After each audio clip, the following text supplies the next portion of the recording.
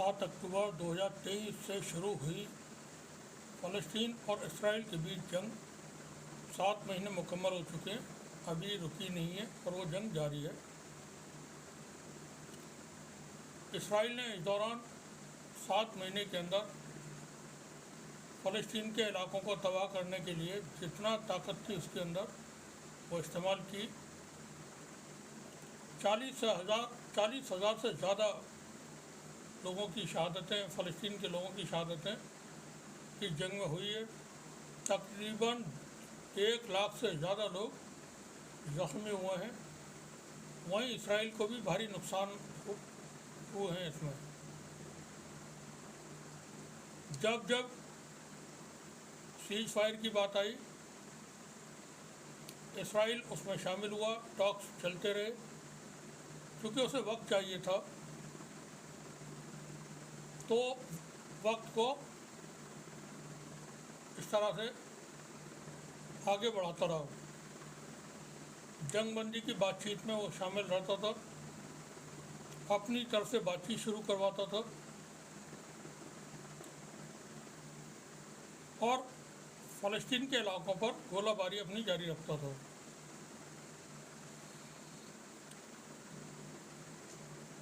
Israel के कहने पर अमेरिका ने जंगबंदी के लिए पूरा एक माहिदा तैयार किया था।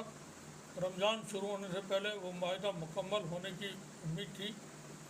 अमेरिकी राष्ट्रपति और अमेरिकन एडमिनिस्ट्रेशन ने ट्वीट कर यह जानकारी दे दी सोशल मीडिया पर कि रमज़ान से पहले मुकम्मल एक सीज फायर होने वाला है।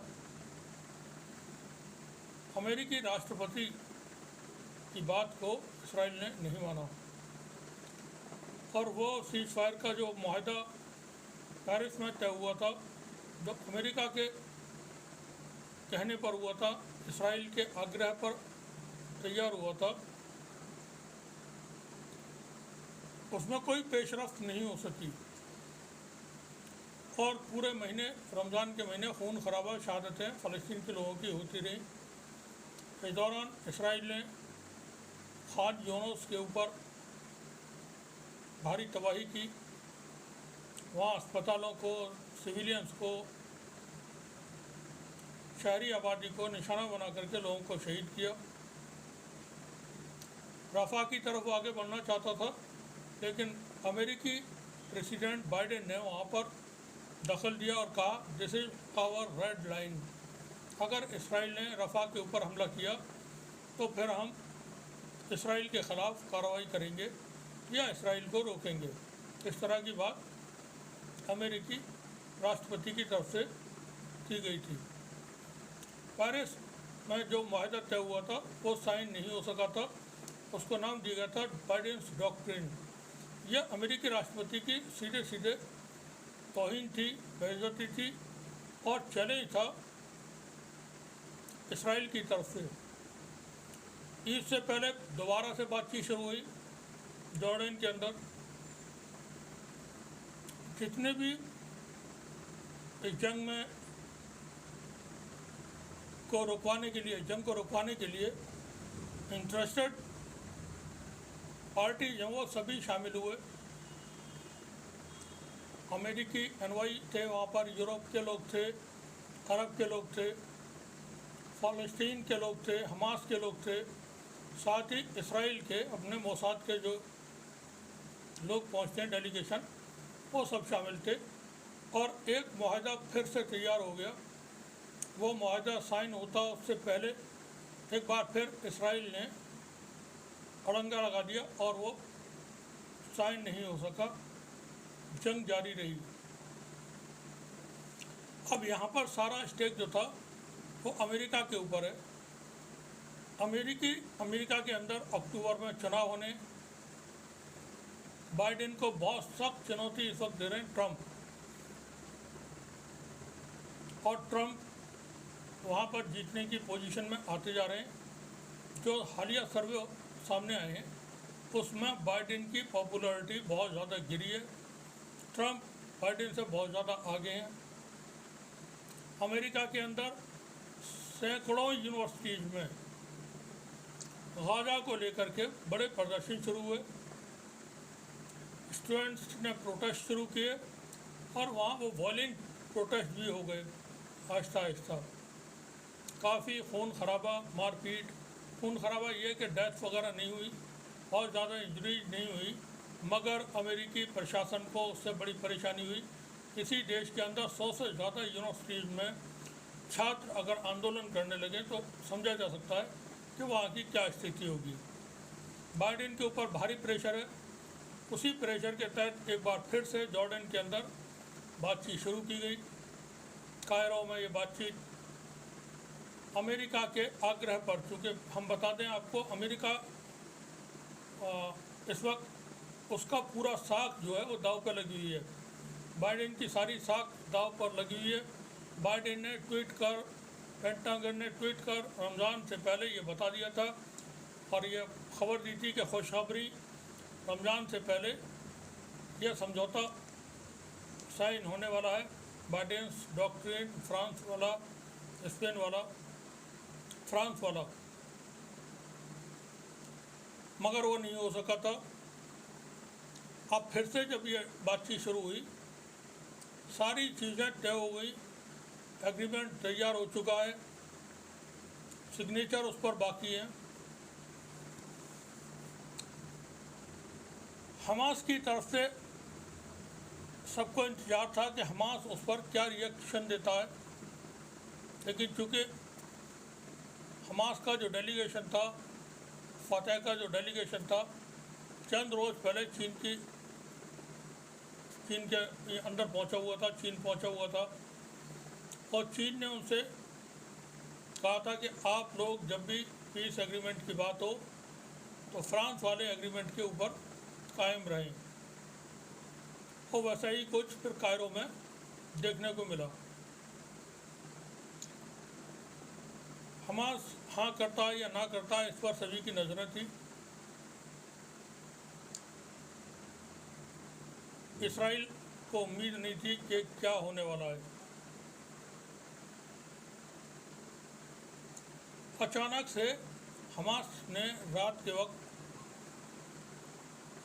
चूँकि उनके भी अपने राब्ते रहते हैं, मशवरे होते हैं, तो उन्होंने ये जो डील, जो मसौदा तैयार हुआ है, जो समझौता तैयार हुआ है, उसको एक्सेप्ट कर लिया। इसराइल को बिल्कुल भी उम्मीद नहीं थी, नेतन्याहू को बिल्कुल भी उम्मीद नहीं थी कि इस तरह का हमास की तरफ से होगा, और वो यहाँ पर फंस गए Netanyahu.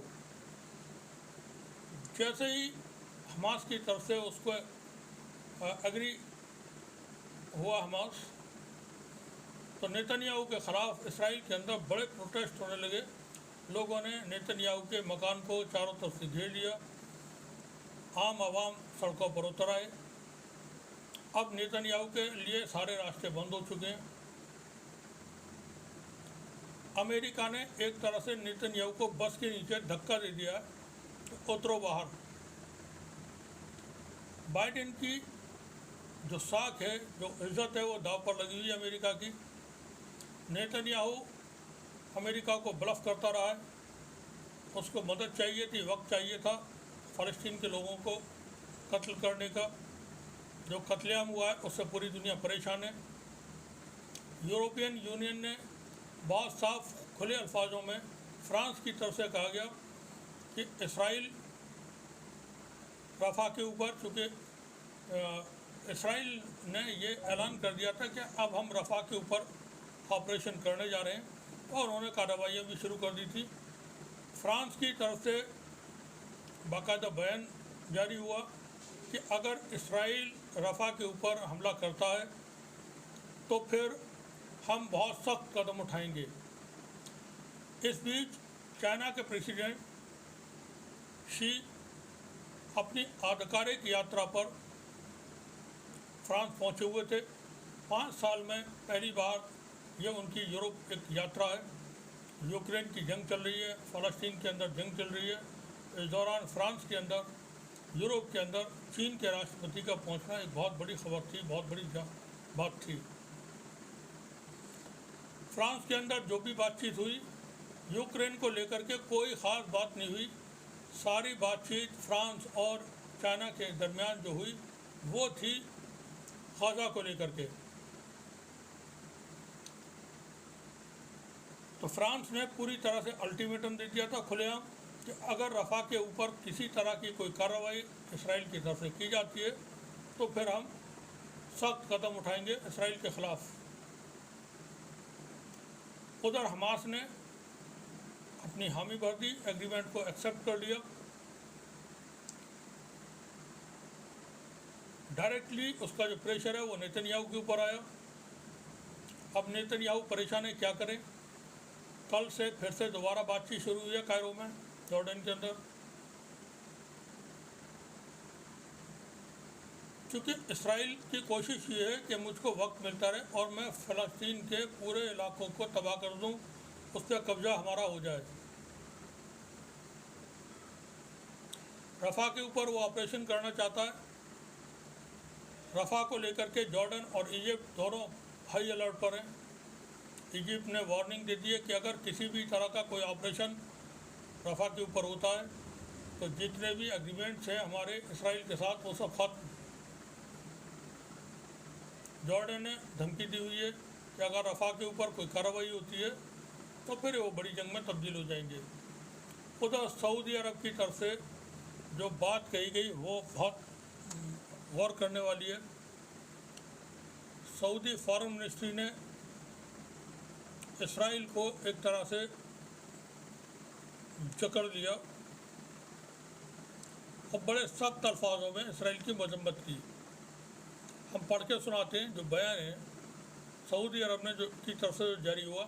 Saudi Arabia's foreign ministry warned the dangers of the Israeli occupation forces targeting the city of Rafah as part of its systematic bloody campaign to storm all areas of Gaza Strip and displace its residents towards unknown.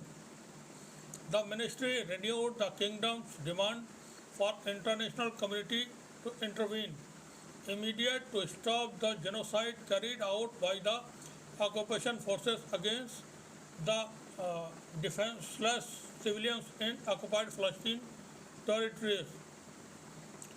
Saudi अरब की तरफ से बहुत सख्त मौक़िफ़ इस दौरान अपनाया गया और साफ अल्फाजों में कह दिया गया कि अगर किसी भी तरह का इसराइल कोई कदम उठाता है रफ़ा के ऊपर तो वो एक बहुत ख़तरनाक मामला बन जाएगा।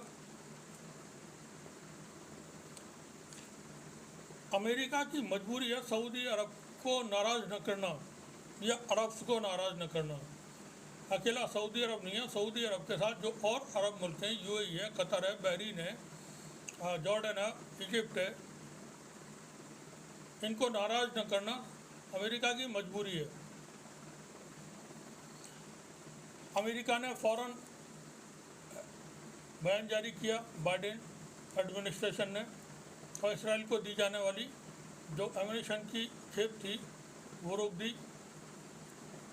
साथ ही जो जानकारी है अमेरिकी एनएसए ने नेतन्याहू को वार्न किया है कि अब बहुत हो चुका है और आपकी मनमानी अब नहीं चलेगी। तो दोबारा से बातचीत शुरू हुई है कायरो में। हमास का डेलीगेशन जो वहाँ से वापस आ गया था पहुँच चुका है। इसराइल ने अपना मोसाद का डेलीगेशन भेज दिया है कल रात को। जो डील अब की बार रुकी है जिस बात को लेकर के वो आपको बता देना बहुत ज़रूरी है। मुआहदा तैयार हुआ था 40 दिन के लिए, 42 दिन के लिए ये सीज़ फायर होना था। फर्स्ट फेज़ में एक बंदी कैदी जो हमास के पास है इसराइल के, उनमें से हर रोज़ छोड़ा जाना था। 40 दिन के अंदर 40 लोगों की रिहाई होनी थी। बदले में इसराइल 1000 से ज़्यादा फ़लस्तीन के जो लोग जेलों में बंद हैं इसराइल के अंदर उनको रिहा करना था। ये तमाम चीज़ें तय हो चुकी थी। हमास ने कहा कि 40 लोगों को जो छोड़ने की बात है उसमें वो लोग जिंदा होंगे या मरे हुए होंगे ये नहीं तय होगा। बहुत सारे लोग जो बंधक इसराइल के हमास के पास थे, उनमें से इसराइल की गोलाबारी में मारे जा चुके हैं। उनकी डेड बॉडी हमास के पास सुरक्षित मौजूद है। तो जिन लोगों की रिहाई की बात है, उनमें से जो लोग रिहा किए जाएंगे वो जिंदा होंगे या नहीं होंगे, ये तय नहीं है। इस बात को लेकर के इसराइल ने एक तरह से अपने आप को मायदे से बाहर कर लिया, पीस टॉक से बाहर कर लिया। लेकिन अमेरिका ने उस पर दखल देते हुए कहा है कि जो लोग मारे गए हैं वो तो तुमने मारे हैं, और तुमने ही फ़लस्तीन के 40,000 से ज़्यादा लोगों को मारा है। अब ये जो डील है उसको आप एक्सेप्ट कीजिए। पूरा दबाव इस वक्त अमेरिका पे बना हुआ है, चूँकि चुनाव है अमेरिका के अंदर भी, और अगर यह समझौता नहीं होता, जंग जारी रहती है, तो प्रॉब्लम बाइडेन के लिए खड़ी हो जाएगी बहुत ज़्यादा। अमेरिका के अंदर प्रोटेस्ट हो रहे हैं, बहुत बड़े प्रोटेस्ट हो रहे हैं। तो दोबारा से बातचीत शुरू हुई है।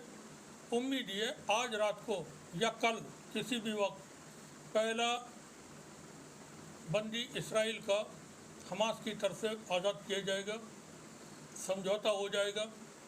रफ़ा पे जो चढ़ाई करने की कोशिश थी वो अभी नहीं हुई है, क्योंकि इसराइल ने पर्चे फेंके थे ऊपर से, और रफ़ा में रहने वाले लोगों को धमकी दी थी कि आप लोग ये जगह खाली कर दें। और एक बहुत छोटी सी पट्टी है, सब लोग उधर चले जाएँ। 1.5-2 लाख लोग एक बहुत छोटी सी जगह पर भेजने के लिए उसने, जिसके बाद से पूरी दुनिया में पैनिक हुआ। और अरब में सऊदी अरब बहुत नाराज़ है इस वक्त, बहुत सख्ती के साथ उसका। सऊदी अरब को इतना सख्त कभी नहीं देखा है जो इस वक्त है। वो जो बात कहना होती थी वो कतर की तरफ से कही जाती थी, दूसरे मुल्कों की तरफ से कही जाती थी, डायरेक्टली सऊदी अरब नहीं कहता था। लेकिन इस बार जो सऊदी अरब ने स्टैंड लिया है वो बहुत ही एक हिस्टोरिकल है। उधर ईरान ने सऊदी अरब को ये पेशकश दी है कि न्यूक्लियर जो उसका प्रोजेक्ट है उसमें ईरान मदद करने के लिए तैयार है सऊदी अरब के लिए। चीज़ें दुनिया में तब्दील हुई हैं। शी पहुँचे हुए हैं यूरोप के बाद वो साइबेरिया पहुँचे, बेलग्रेड पहुँचे, और वहाँ पर उन्होंने एक बहुत सख्त बयान नेटो के ख़िलाफ़ दिया है। उन्होंने कहा, हमें याद है कि नेटो ने किस तरह से हमारे हाई कमीशन पर हमला किया था सेकेंड वर्ल्ड वॉर के को याद दिलाते हुए। तो जो चीज़ें हैं वो ग्लोबल हैं। अब यहाँ पर नेतन्याहू फंसा हुआ है बहुत बुरी तरह से। एक तो इंटरनल उसके ऊपर प्रेशर है, दूसरे जो अमेरिका का प्रेशर है, यूरोप का प्रेशर है, क्योंकि यूरोप के मुल्क अब इसको बहुत ज़्यादा वक्त तक ढूंढने को तैयार नहीं है नेतन्याहू की इन हरकतों को देखते हुए। जो कत्लेआम हुआ है उससे यूरोप की जनता बहुत खफा है। यूरोप की जो जनता प्रोटेस्ट कर रही है सड़कों पर, उसका प्रेशर सरकारों के ऊपर है। अब कोई भी सरकारें अपने मुल्क की जनता का विरोध नहीं चाहती हैं, और अगर जनता विरोध करने लगती है तो उसको चाहते हैं कि जल्दी से जल्दी ख़त्म हो। जनता ही तमाम चीज़ें तय करती है, और यूरोप के लोग ह्यूमन जो ट्रेजेडी है उसको समझ रहे हैं कि क्या हुआ है। तो अब ये उम्मीद की जा सकती है कि हमास जो 7 महीने से इसराइल के सामने डटा हुआ है, या ये मुकम्मल जीत है हमास की, फ़लस्तीन की मुकम्मल जीत है। एग्रीमेंट होता है तब भी, नहीं होता है तब भी। 7 अक्टूबर 2023 को जो जंग शुरू हुई है, 7 महीने मुकम्मल हो चुके हैं, 8वें महीने में दाखिल हो गई है। हमास ने जिस तरह से उसका मुकाबला किया है वो देख करके दुनिया हैरान है। रूस के राष्ट्रपति ये कह चुके हैं कि हमास की जो स्ट्रेटजी है उसको हम अपने यहाँ सिलेबस में ऐड करेंगे और पढ़ाएंगे लोगों को कि किस तरह से जंग लड़ना चाहिए। तो बहुत सारी चीज़ें हैं। हमास ने जो कर दिखाया है वो एक हैरान करने वाली बात है। ये जैसा तालिबान ने अमेरिका को शिकस्त दी और 20 साल तक लड़ने के बाद वो मुकम्मल फतह उनको हासिल हुई। जब बड़े लंबे वक्त के बाद मुस्लिम्स ने इस तरह की ग्लोरी देखी है। मौत और ज़िंदगी खुदा तय करता है, मगर इज्जत के साथ, अपने मकसद के साथ जिस तरह से तालिबान लड़ते रहे, जिस तरह से हमास के लोग लड़ रहे हैं, फ़लस्तीन के लोग लड़ रहे हैं, वो बहुत बड़ी बात है। वरना मुसीबत में लोग अपने औसान गंवा देते हैं और फिर वो भागने लगते हैं मैदान से। ऐसा कुछ हमास की तरफ से नहीं हुआ। उन्होंने दुश्मन को घुटने टेकने पर मजबूर कर दिया है। अब जो समझौता है उसके मुताबिक 33 लोगों की रिहाई होगी 40 दिन के अंदर, जो हमास के पास मौजूद हैं इसराइल के। हर एक बंदे को जब छोड़ा जाएगा उसके बदले में इसराइल फ़लस्तीन के लोगों को, जो इसराइल की जेलों में बंद हैं, उनको रिहा करेगा। 40 दिन के अंदर जब ये पूरा एक फेज़ कंप्लीट हो जाएगा तो सेकंड फेज़ फिर शुरू होगा। इसमें जिंदा भी वापस की जाएंगे और जो इसराइल के हमलों में इसराइल के लोग मारे गए वो भी शामिल होंगे। जब उनकी डेड बॉडी मरने वालों की इसराइल के अंदर पहुंचेंगी, वहाँ किस तरह का कोहराम होगा, नेतन्याहू के ख़िलाफ़ किस तरह की जनता रिएक्ट करेगी, वो तमाम चीज़ें देखने लायक होंगी। अभी तक की जो अहम इस जंग से जुड़ी जानकारियाँ थी, यूक्रेन की जंग अभी चल रही है। यूक्रेन की जंग को लेकर के भी अब फ्रांस ने अमेरिका से कहा है कि आप पीस टॉक की तरफ आइए। यहाँ ये और बता दें कि जो समझौता इसराइल और फ़लस्तीन के दरमियान हो रहा है उसमें काम शुरू हो चुका है। जो पीस कीपिंग फोर्स तैनात होगी अरब मुल्कों की, उसमें सऊदी अरब, Qatar, Bahrain, Oman, Jordan, Egypt, रूस, चीन, मुमकिन है पाकिस्तान, ये शामिल होंगे। उस पर काम शुरू हो चुका है। किन किन मुल्कों के लोग वहाँ पर होंगे, यूएन की देखरेख में वो होगा। हमास के लोग हथियार डालेंगे। फ़लस्तीन के अंदर से इसराइल की फ़ौजें बाहर निकलेंगी, मुकम्मल बाहर निकलेंगी। इसराइल को कोई हक हासिल नहीं होगा फ़लस्तीन के अंदर किसी भी तरह का दखल देने का। 2 स्टेट सॉल्यूशन होगा। फ़लस्तीन एक आज़ाद मुल्क की हैसियत से एक्सेप्ट किया जाएगा। ये तमाम चीज़ें उस एग्रीमेंट में शामिल हैं जो फेज़ टू फेज़ इम्प्लीमेंट करवाई जाएंगी। तो दुआ कीजिए कि ऐसा कुछ हो और गाज़ा के अंदर जो खून खराबा होता रहा है, जो कत्लेआम होता रहा है, वो वहाँ पर बंद हो। आप सभी का बहुत बहुत शुक्रिया। देखते रहिए 30 जंग न्यूज़। शुक्रिया आपका।